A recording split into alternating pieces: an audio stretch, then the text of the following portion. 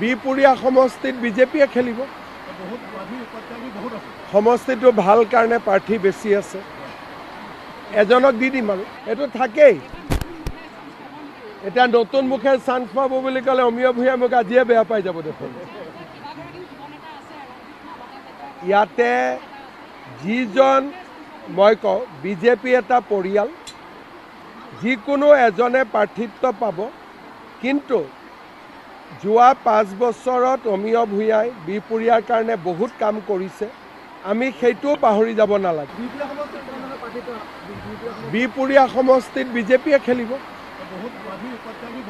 সমষ্টিটো ভাল কাৰণে প্ৰাৰ্থী বেছি আছে, এজনক দি দিম আৰু এইটো থাকেই। এতিয়া নতুন মুখে চান্স পাব বুলি ক'লে অমিয় ভূঞাই মোক আজিয়ে বেয়া পাই যাব দেখোন। ইয়াতে যিজন মই কওঁ বিজেপি এটা পৰিয়াল, যিকোনো এজনে প্ৰাৰ্থিত্ব পাব, কিন্তু যোৱা 5 বছৰত অমিয় ভূঞাই বিপুৰীয়াৰ কাৰণে বহুত কাম কৰিছে, আমি সেইটোও পাহৰি যাব নালাগে।